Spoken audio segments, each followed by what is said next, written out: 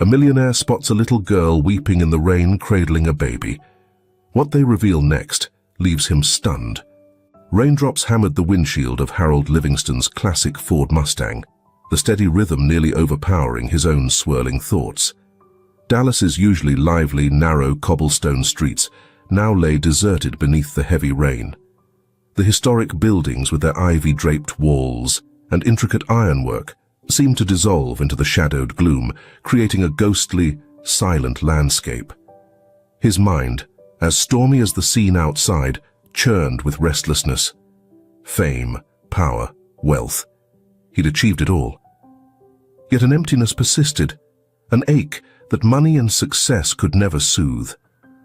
It was a kind of hollowness that lingered in quiet moments like this, when the only company he had was the storm and his own thoughts as he approached a red light. Gently pressing the brake, he gazed out at the rain-soaked blur of the familiar town. Something drew his attention to the side, where an alleyway cut through the row of historic structures. At first, it seemed like just another shadow cast by the dim streetlights, but something made him look again.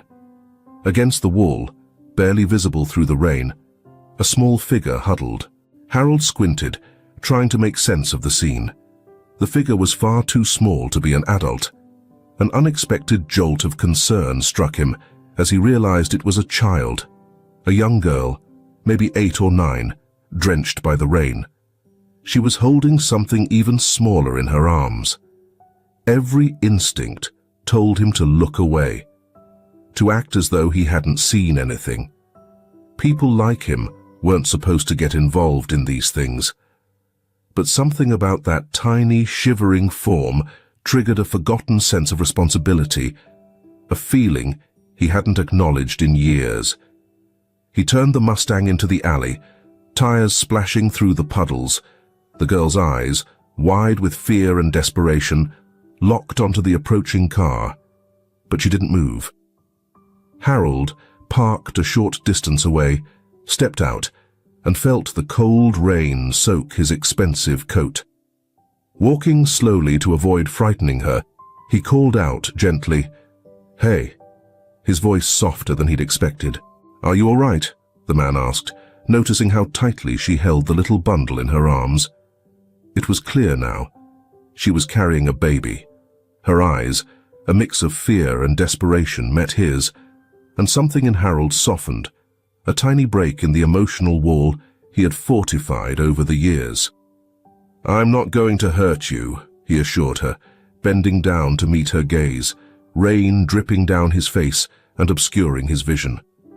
"I just want to help. It's not safe out here." The girl looked between him and the baby, hesitant, her eyes darting with uncertainty. Finally, she gave a small, frightened nod. Without fully grasping why, Harold reached for her hand, gently guiding her toward his car. As they settled into the car, Harold sensed that this moment was significant, a shift in his life that was just beginning to reveal itself. He glanced in the rearview mirror, watching the children in silence, the only sound the soft rhythm of rain against the car's roof. The drenched streets of Dallas passed by in a blur as he continued to steal glances at the girl in the back seat, cradling her baby brother close, her eyes wide and vigilant. "I'm Harold," he said softly, breaking the silence in a calm, steady tone. "What's your name?" She tensed, clutching the baby's blanket tightly, then whispered, "Laura." Her voice was almost lost beneath the hum of the engine. "And this is Logan," she added. Harold nodded, quietly repeating their names, as though anchoring them in his mind. "It's nice to meet you, Laura." He offered a warm reassurance. "You're safe here." She didn't answer, but her watchful eyes remained fixed on him, scrutinizing his every move. When they arrived, the large, well-decorated house that reflected Harold's successful life suddenly felt strangely empty and unwelcoming. The walls, adorned with pricey art and decor, only emphasized the coldness of the space. He could feel the gap that fear and unfamiliarity had created between himself and the kids. Guiding them into the living room, Harold tried to make the environment less intimidating. "Let's get you warmed up," he said, heading to a closet stocked with blankets. "I'll find some dry clothes for you too." Laura held her ground, clinging tightly to Logan as if afraid he might be swept away any second. Harold took a step back, noticing the exhaustion in her eyes. "It's okay," he said gently. "I'm just grabbing some blankets. I'll be right here." In a few moments, he was back, handing her a soft blanket and a couple of his old sweatshirts. "They might be a little big, but they're warm," he said, attempting a light-hearted tone. Laura accepted them without a word, keeping her gaze fixed on him as she wrapped Logan up before slipping into one of the oversized sweatshirts herself. Harold experienced a pain he hadn't felt in years at the sight of her, a tiny figure engulfed by his clothing. It struck him that he was clueless about caring for kids, especially ones who'd endured the kind of hardships Laura had. But the look in her eyes, quietly pleading for safety, drove him to try. "Are you hungry?" he asked, adding, "We could go find something to eat." Laura hesitated, then nodded slowly. Harold felt a small lift in his heart, a minor win, but still a start. At Mrs. Griffin's cafe, a welcoming spot where the aroma of freshly brewed coffee mingled with the scent of cinnamon rolls and the crackling fireplace, Harold's focus was solely on the small girl seated across from him. Laura, bundled in his old sweater, looked even smaller than she had last night. Her large, watchful eyes seemed to take everything in, mingling caution with curiosity. Logan, now fast asleep in a stroller Mrs. Griffin had kindly lent them, rested close beside her. Harold observed them, his mind replaying Laura's words from earlier. Brenda, she was in charge. She didn't like us. She made us leave. The sentence echoed in Harold's thoughts, unsettling him deeply. What kind of orphanage would cast children like Laura and Logan out onto the streets? He had tried to ask more, but her responses were hesitant, her voice breaking as she recounted the chill, hunger, and fear they faced afterward. As he absent-mindedly stirred his coffee, Harold's mind drifted to the orphanage itself, Greenwood Children's Home. He'd driven by it countless times, an imposing structure set back from the road with barred windows and high walls. He'd always thought of it as a gloomy spot, but until now, he hadn't given it much weight. The notion that this place might conceal cruelty, that it could be a breeding ground for suffering instead of a haven, gnawed at him. He glanced at Laura again, noticing how her gaze darted around the cafe, her body stiff, and her hands resting protectively on Logan's stroller. A surge of protectiveness swelled in Harold, something he hadn't felt before. These kids were under his care now, and the thought of them being mistreated stoked a quiet but simmering anger within him. "What else can you share about Brenda?" Harold asked gently, careful not to press Laura too hard, but wanting to piece together the story. Laura hesitated, twisting the edge of her sleeves. She didn't really care about us," she finally said. "Sometimes we barely had enough to eat. It was always cold, and sometimes we had to sleep on the floor. If we upset her..." Harold's grip on his coffee cup tightened, the warmth of the porcelain grounding him. He'd seen neglect before, but hearing it from Laura in her small, frightened voice made it real. He felt a shift within, the part of him that usually stayed distant from others' problems beginning to crack. "I'm sorry, Laura," Harold said, his voice calm and steady. "No one should have treated you or Logan like that, but I want you to know you're safe now. I'll make sure of it."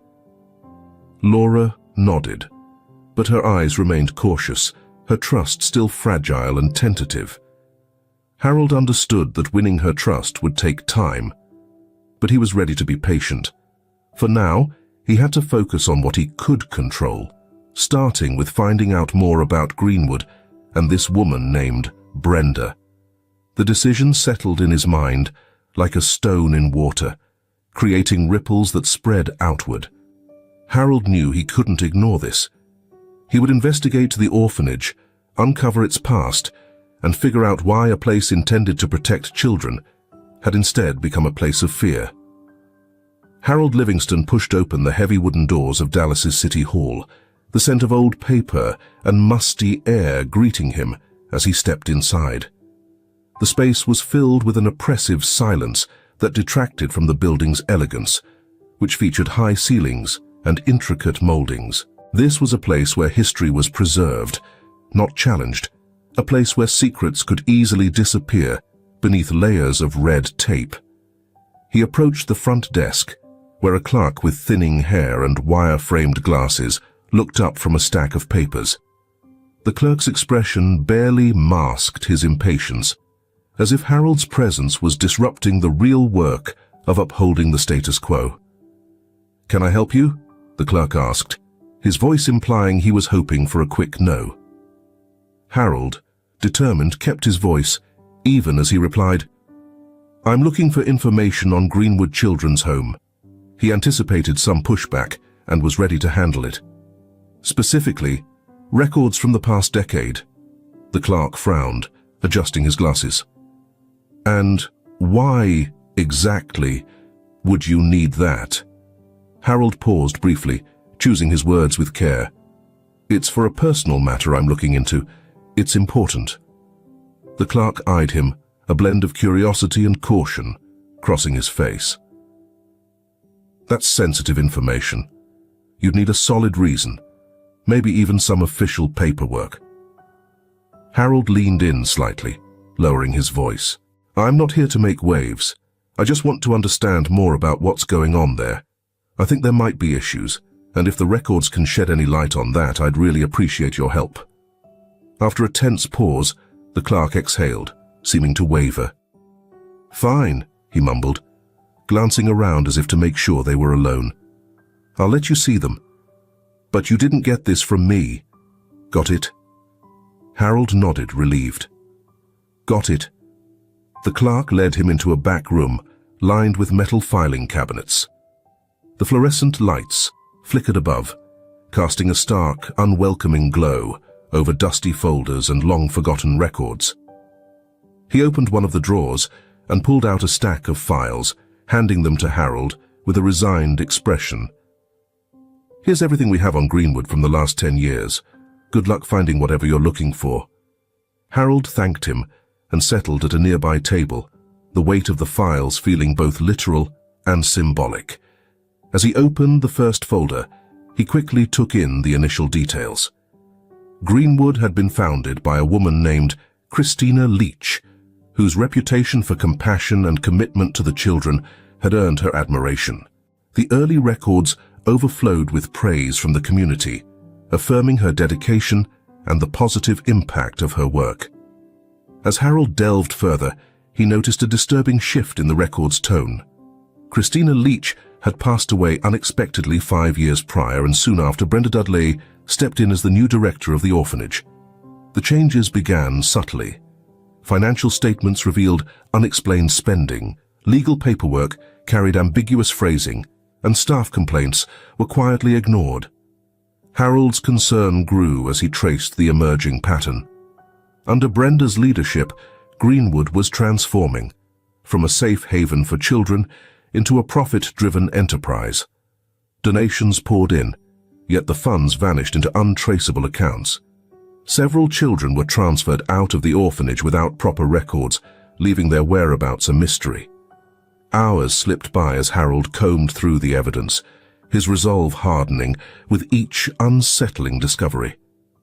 It was clear that something was deeply wrong at Greenwood, and the town's indifference had allowed it to persist, unchallenged. Finally, Harold closed the last file, feeling the weight of his findings press upon him. Outside, the sun was setting, casting elongated shadows through the City Hall windows. Harold stood, now with a clear sense of purpose. As he exited the building, the quiet around him felt oppressive, heavy, with Greenwood's buried secrets. He knew that whatever was happening had to be stopped, and he was the only one who would take it on. At home, what was once his peaceful retreat now felt like a besieged stronghold. The heavy curtains were drawn tightly, shutting out the world, and the dim evening light cast long shadows across the polished floors. An overwhelming tension settled in his chest as he moved with purpose through the rooms, collecting papers, making calls, bracing for the storm he knew was near. In his study, documents covered the large oak desk, each piece of paper a part of the puzzle he was painstakingly assembling. But it wasn't enough. He needed help. He needed someone who could navigate Dallas's shadowy undercurrents. That someone was Henry Murphy. Harold lifted the phone, his fingers hovering above the keypad as he weighed the enormity of his next move. Henry wasn't just any friend. He was a man who'd seen the depths of human wrongdoing. Yet, asking for his help meant crossing a line Harold wasn't sure he could come back from. With a determined exhale, he punched in the number, his grip tightening on the receiver as he listened to the ringing. Murphy. The person on the other end of the line had a gruff, no-nonsense voice that belied his years of experience in law enforcement. Henry. "It's Harold," he greeted, keeping his tone even. "I need to talk. It's serious." A pause followed, brief yet telling, enough for Harold to know Henry was already piecing things together in his mind, already assessing the implications. Finally, Henry replied, "All right. Where and when?" "Tonight at my place. I'll lay it all out then." "I'll be there in an hour."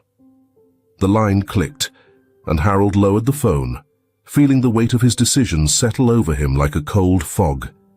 He drifted to the study window, parting the curtains just enough to scan the quiet street below. The recent rain left the pavement glistening, streetlights casting reflections. But Harold knew better than to rely on appearances. An hour later, the doorbell cut through the silence, sharp and insistent. Harold opened the door, and there was Henry, his coat damp from the renewed drizzle, his gaze sharp and focused. "Harold," Henry greeted him with a curt nod, stepping inside and shedding his coat. "What's this all about?" Without a word, Harold led him to the study, the tension between them thickening with each step. In the study, he pointed to the desk scattered with documents. "This," he said simply. Henry stepped closer, his eyes narrowing as he examined the financial records, legal file, and complaints, filed and forgotten. He picked up a folder, flipping through it with the practiced eye of someone far too familiar with corruption. "You've been busy," Henry noted, his voice even. "Not busy enough," Harold replied, his tone heavy. "Greenwood Children's Home, it's not what it looks like, Henry. Brenda Dudley. Something sinister is happening there. I've seen enough to know, but I need your help to dig deeper." Henry closed the file, meeting Harold's eyes with a look that gave nothing away. "You understand what you're getting yourself into, right? This isn't just some messed-up charity case. If what you're telling me is accurate, we're dealing with something far more dangerous." "I know," Harold replied, his voice firmer than he felt inside. "But those kids, Laura and Logan, they've been through hell and back. I can't just turn my back on them now." Henry watched him closely, the silence stretching long and heavy between them. Finally he nodded, slowly and deliberately. "All right, Harold. I'll start looking into it quietly. But you better be careful. Tugging on these strings might unravel more than you're ready for." Harold took a steady breath. "I'm prepared for that," he said, though his gut twisted with doubt. Henry tucked the files into his coat pocket. "I'll get in touch," he said as he moved toward the door. Just before leaving, he turned back, his expression softening. "You're doing the right thing, but it's going to be a rough road. Watch your back." The door closed behind him, leaving the house steeped in silence once more. Harold stood alone in his study, the gravity of it all weighing on him. He took a seat at his desk, his gaze fixed on the empty spot where the files had been moments before. He felt the full scope of his task, the children's safety, the secrets buried deep within Greenwood, the dangerous powers he was challenging. It was his burden now, and he had no choice but to see it through, no matter the cost. Moving through Dallas's streets, a creeping tension built within him, weighed down by the gravity of what he was uncovering. The city, a mix of old southern charm and new wealth, seemed to hold its breath as he ventured further into the unknown. Raindrops glistened on the wet streets, reflecting the faint glow of streetlights, casting an other-worldly feel, as though he were wandering through a maze of secrets hidden in plain sight. His first stop was a dimly lit bar on the outskirts of town, the kind of place where deals were murmured and handshakes went unnoticed. The bartender, a muscular man with a tattoo just visible under his rolled-up sleeve, gave Harold a wary look as he ordered his drink. When Harold discreetly passed a folded bill to the bartender and inquired about Brenda Dudley, he noticed an immediate change in the man's face. "She's got friends in high places," the bartender murmured, leaning in closer. "Not someone you'd want to cross if you know what's good for you. People who go up against her, well, they don't stick around." Harold nodded, taking in the warning. It was as he had feared. Brenda wasn't just running a shady orphanage. She was intricately tied into a powerful network that extended far beyond the borders of Greenwood. But he needed more than whispers and gossip. He needed solid evidence. His investigation led him through a series of late-night meetings in smoke-filled back rooms and shadowy offices, where every corner reeked of stale cigarettes and dirty money. Each encounter painted a more vivid image of the tangled web Brenda had spun around herself. Prominent local businessmen, city officials, and even members of law enforcement all had reasons to keep Greenwood under wraps. The orphanage was nothing but a front for something darker, a stepping stone for Brenda's far-reaching scheme. With each connection he uncovered, Harold's sense of unease grew stronger. Brenda's power wasn't just rooted in her influence, it thrived on fear. Those who dared oppose her were crushed by a system rigged to protect its own. And in the middle of it all were innocent kids like Laura, Logan, and so many others, pawns trapped in a game they couldn't even comprehend. Late one evening, Harold found himself in the office of a real estate developer infamous for his murky dealings. The man was polished and persuasive, but the pressure of Harold's probing questions broke through his smooth facade. He let slip a detail that chilled Harold to the core. Brenda had been transferring children across state lines, placing them in private homes without any oversight. The implications were unmistakable, and they were terrifying. Harold left that meeting with his stomach in knots, his thoughts in turmoil. He had just enough to confirm his worst suspicions, but it wasn't enough to topple Brenda. Not yet. He needed undeniable proof, paper trails, witness accounts, anything that could reveal the full scale of her operation. But as he strolled down the quiet streets, Harold couldn't shake the sensation that someone was watching him. The night felt unnaturally thick, the shadows too dark, the silence pressing. Brenda knew he was closing in, and he had no illusions about the danger that now surrounded him. He returned home with one overpowering thought. This was bigger than he ever anticipated. Brenda Dudley was merely the visible face of a much larger machine, one that wouldn't be taken down without a fight. But backing out wasn't an option now. Too much was on the line. The gates of Greenwood Children's Home towered before him, a structure that once promised warmth and care, but now gave off a cold, daunting presence. Harold Livingston felt a shiver as he climbed out of his car, the iron gates clanging shut behind him. The building's towering walls and barred windows made it look more like a fortress than a sanctuary. This place seemed designed to lock away secrets, not nurture children.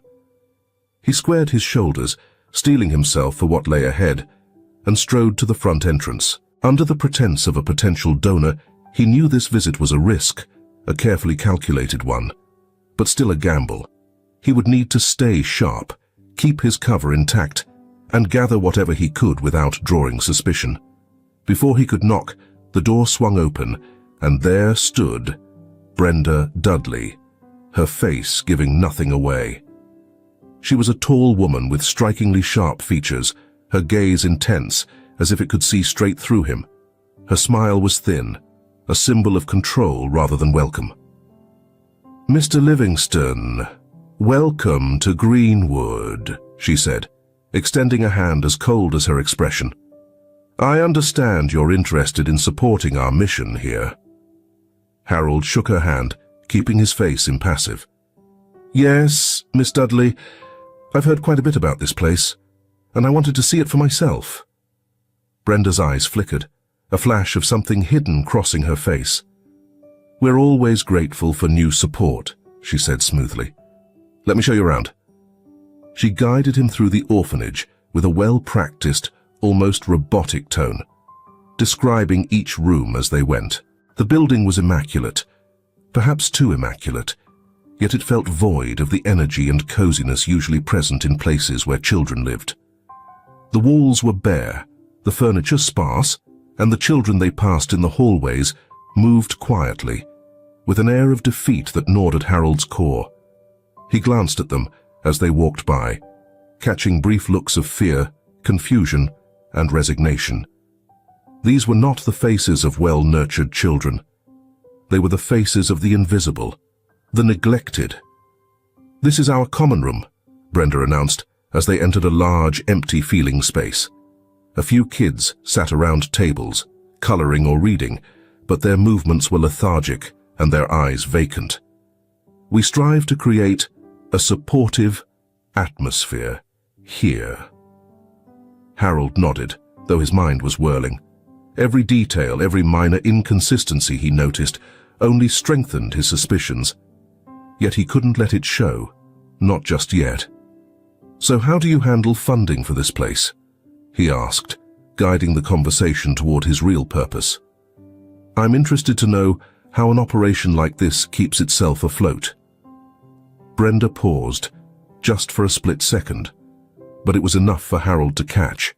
"We primarily depend on donations, naturally," she replied, her tone carefully even. "But we also get grants and assistance from nearby businesses. We're quite fortunate." Harold continued with subtle, seemingly harmless questions, designed to dig deeper. He watched as her responses grew shorter and her stance a little more rigid. The tension thickened, a quiet clash of wills. Finally, Brenda's polite smile faltered, her gaze sharpening. "You're asking a lot, Mr. Livingston," she said, her tone edged with challenge. "What exactly are you looking for?" Harold held her stare, keeping his voice steady. "Just trying to understand where my investment would be going, Miss Dudley. I like to know what I'm getting behind." A long silence settled between them, heavy with unspoken doubt. Then Brenda's smile returned, though it didn't reach her eyes. "Of course," she said, turning away. "Shall we continue?" Harold's mind was racing with everything he had seen and heard as the rest of the tour flew by. By the time they reached the entrance, he was certain the situation at Greenwood was far darker than he'd suspected. As he stepped out, Brenda's words followed him. "Thank you for your interest, Mr. Livingston. We look forward to your support." Harold forced a polite smile, the weight of what he had to do sinking in. "I'll be in touch," he replied, making his way to his car. The gates closed behind him, as though shutting off access to a fortress of secrets. Harold knew he had to act fast before Brenda realized just how much he'd uncovered. The children's safety was at stake, and time was slipping away. His quiet home had turned into a command center, papers and maps cluttering the study, each piece bringing him closer to exposing the grim reality lurking behind Greenwood's doors. The soft glow of the desk lamp threw shadows across the room, adding weight to the heavy tension hanging in the air. Henry Murphy, his brow furrowed in concentration, leaned over a map of Dallas spread out on the desk. "We've got to be precise," he muttered, tapping a particular spot with his finger.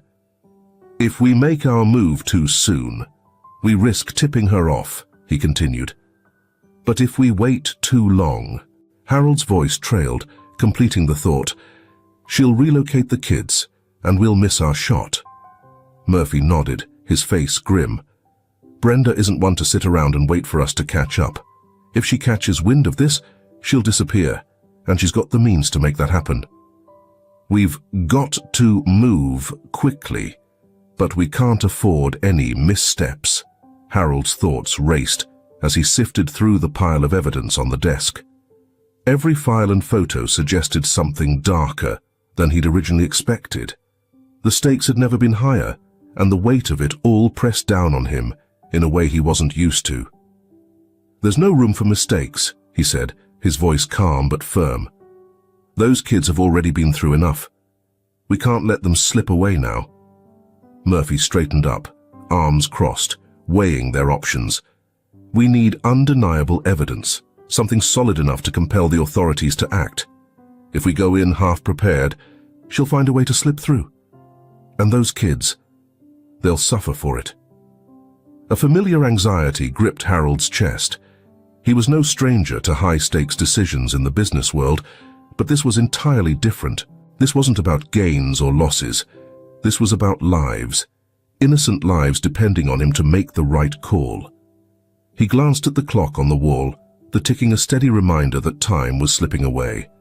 "We need to go through every last detail," he said, determination sharpening his voice.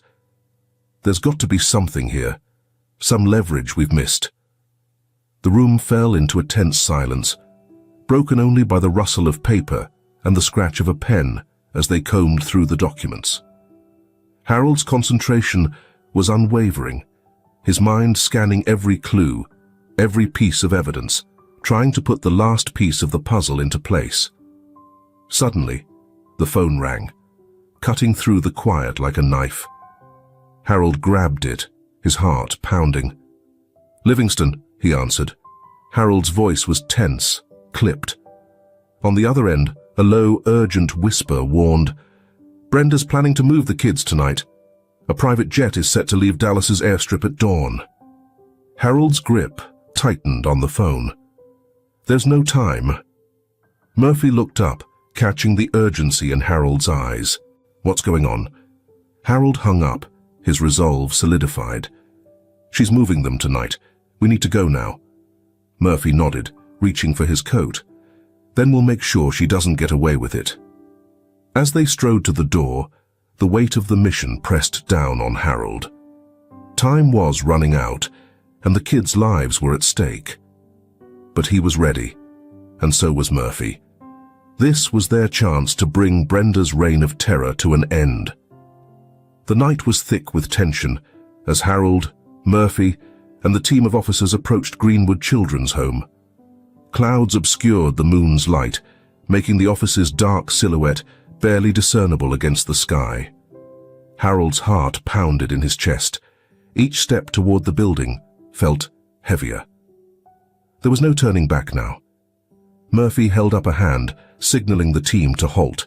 His voice was a low murmur in the night. "We move fast. We move quiet. No mistakes." Though his words were calm and professional, Harold sensed the urgency behind them. Harold nodded, gripping his flashlight, his breathing steady as he focused. They'd mapped out every detail, but now it was up to their execution, and maybe a bit of luck. The team spread out, blending into the shadows as they approached the side entrance of the orphanage. Murphy and Harold moved in unison, the wet grass muffling their footsteps. When they reached the door, Murphy gestured to an officer who swiftly went to work on the lock.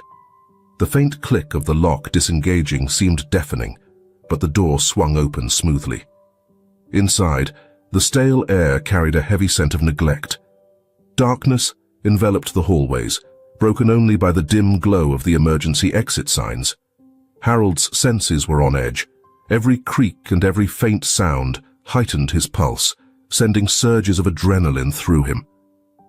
They moved quickly through the building, navigating each corner with careful precision. Each door opened with a silent hope for safety. Once a haven, the orphanage now felt like a labyrinth filled with lurking threats.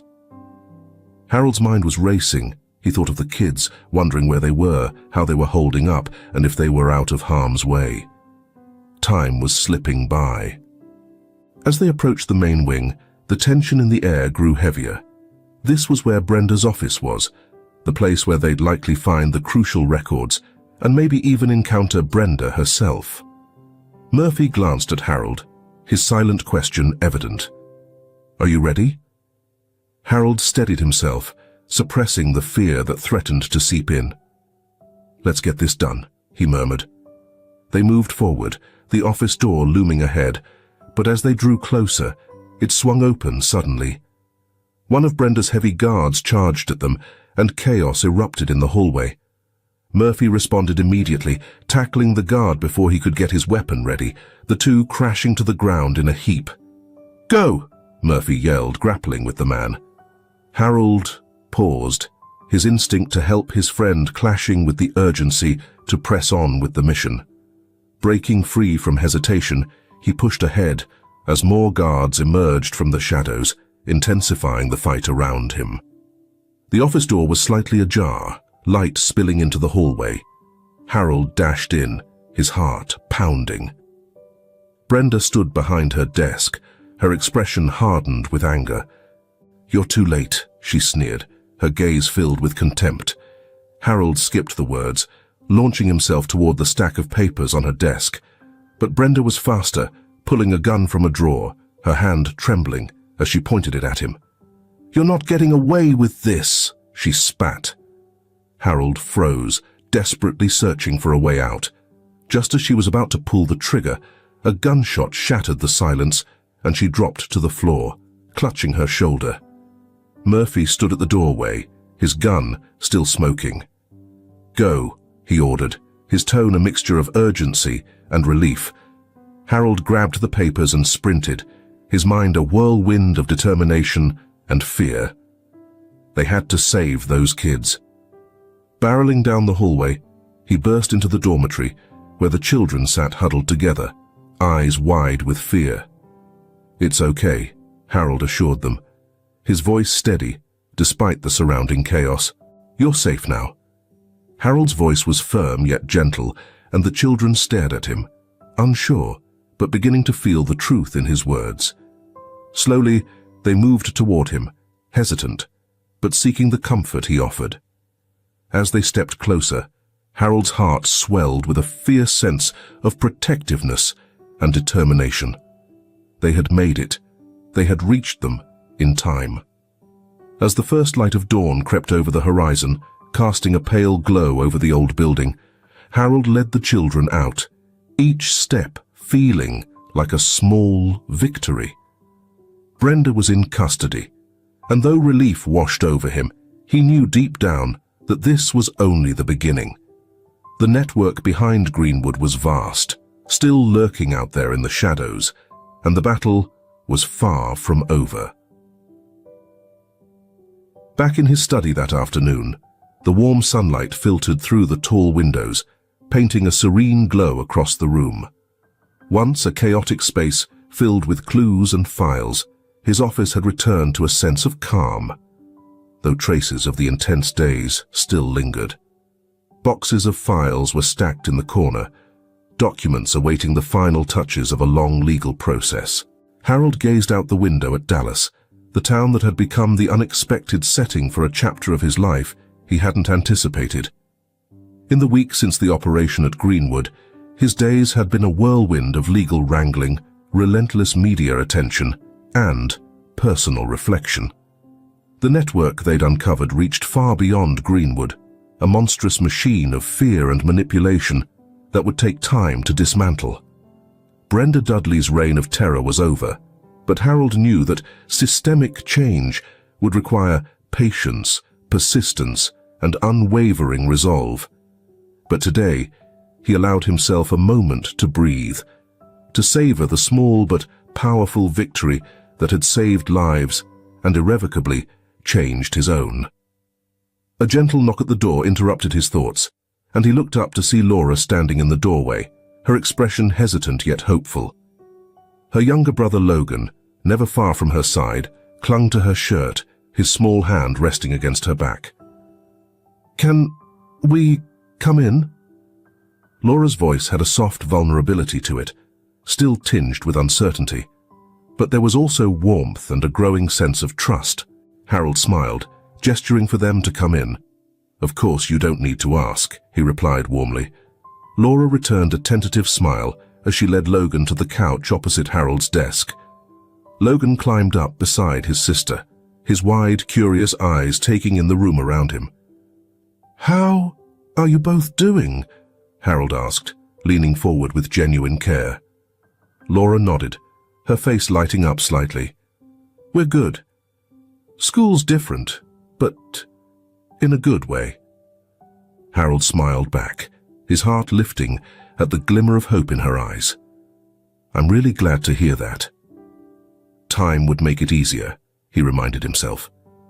A comfortable silence settled over them, each of them savoring the quiet moment.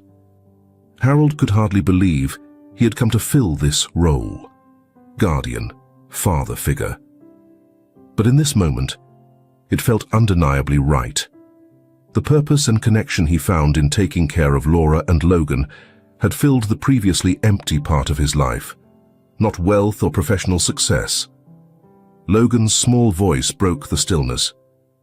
"You're really going to keep us?" His words were simple, but carried a weight that hung in the air. Harold looked down at him, a surge of emotion catching in his chest. "Yes, Logan," he replied gently. "You're staying here. You're family now." Laura reached over, her hand finding Logan's, as the two siblings exchanged glances, filled with relief and tentative hope. They had endured more hardship than any child should, and now, here they were, daring to believe in a future that held security, love, and the promise of a fresh start. As the sun sank lower, casting soft golden hues across the floor, Harold walked to the window, gazing out at the view of Dallas spread before him, the distant mountains glowing in the evening light. For the first time in years, he felt a calm, enduring peace, a peace born from knowing he had chosen compassion over isolation, family over solitude. A few weeks later, the courtroom held a solemn silence as the judge's gavel struck with finality, sealing the fate of Brenda Dudley. Harold sat in the gallery, watching her, along with several businessmen and officials who had turned a blind eye to the orphanage's mistreatment of children as they were led away in handcuffs. Justice had finally come, dismantling the dark network that had preyed on vulnerable children one piece at a time. But Harold's mind drifted, far from the sterile court benches and legal procedures, to the small home now bursting with laughter and warmth. Laura and Logan. Their names were etched in his heart as deeply as if they had been his children from the start. The adoption process had been grueling, fraught with endless paperwork and anxiety, but as he stepped outside the courthouse into the late afternoon, with long shadows stretching across the steps, the sense of peace he felt was incomparable. The legal journey was over. Harold Livingston was, officially, their father. He knew then that he had gained something no amount of success could buy: a family, a purpose, and a home filled with love. His ambitions were no longer driven by wealth or success in business. Instead, they had become deeply entwined with the little hands that reached out to him in trust, and the bright, hopeful eyes that now looked to him for love and protection. As he pulled into the driveway, he was greeted by the heartwarming sight of Laura and Logan playing in the front yard, their laughter ringing out under the warm afternoon sun. Laura, who had once been so guarded and hesitant around him, had blossomed into a lively and joyful child, her laughter filling the air as she twirled around, her eyes gleaming with a happiness that Harold cherished more than anything. Logan, though still young, had grown more sure-footed and playful, toddling after her with his little feet pattering across the grass in joyful pursuit. "Dad!" Laura's voice carried over the yard as she spotted him, her arms reaching out as she ran toward him. Harold dropped to his knees, catching her in a warm embrace that seemed to hold all the joy in the world. In moments, Logan joined them, giggling as he wrapped his tiny arms around Harold's leg, until Harold lifted him into the hug too, holding them both tightly. "Did everything go okay?" Laura asked, her voice muffled as she rested her head on his shoulder. Harold nodded, his voice warm with reassurance. "Yes." Everything went just as it should. Together, they walked into the house, where the comforting aroma of a home-cooked meal welcomed them. A new skill Harold had taken up, much to the children's delight. The house had become more than just four walls. It was now a true home, filled with warmth, laughter, and a sense of belonging that Harold hadn't known he was missing. Dinner was a lively and heartwarming scene, with little Logan chattering non-stop about his adventures at preschool, his tiny hands gesturing animatedly as he recounted every detail. Laura, sitting beside him, joined in with stories from her day at school. Her voice filled with excitement as she shared moments she thought would bring a smile to her dad's face. Harold, with a soft, attentive smile, soaked it all in, savoring the joyful noise that filled the room, a comforting rhythm of laughter, voices, and the occasional clink of silverware. This was family, he thought, a precious gift he cherished more than words could say. Later, as the evening faded into a gentle stillness, Harold gathered the children onto the plush living room couch, pulling a well-loved storybook from the shelf. The warmth from the fireplace enveloped them, casting a soft amber glow across their faces, dancing with the flicker of each turning page. Harold's voice was calm, each word spoken with a cadence that seemed to soothe their young hearts. Logan and Laura drew closer over time, drawn in by the comfort and familiarity, their eyelids getting heavier as they leaned into him. When the final words of the story drifted into silence, Harold carefully lifted Logan, carrying him to his bed, where he tucked him in snugly, pressing a gentle kiss to his forehead. Returning to Laura, he watched as she, already half asleep, clung to his hand with a tiny but determined grip. He held her hand until, finally, she drifted fully into dreams. As he stepped back and stood quietly in the doorway, Harold took a moment to gaze at his two children. In that instant, he felt a love so profound, it filled every empty corner of his soul. An overwhelming sense of belonging and the knowledge that he was deeply, irrevocably a part of something much bigger than himself had taken the place of the loneliness that had once plagued him. As he switched off the last light in the hallway and glanced back at his children's rooms, Harold felt a warmth settle over him. They had come a long way together, building a family not through blood, but through resilience and love. Their journey was far from flawless, and the road ahead would undoubtedly hold more obstacles, but they would navigate it side by side. For the first time in years, Harold felt a sense of true peace, a peace earned after a long struggle.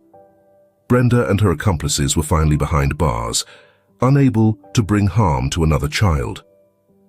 Justice had found its way, casting a light that made the world feel a little safer, a little kinder, and his home, once a place of quiet loneliness, now rang with the sound of love. There was warmth, joy, and the unassuming strength of a father and his children connected by something more enduring than blood in his home.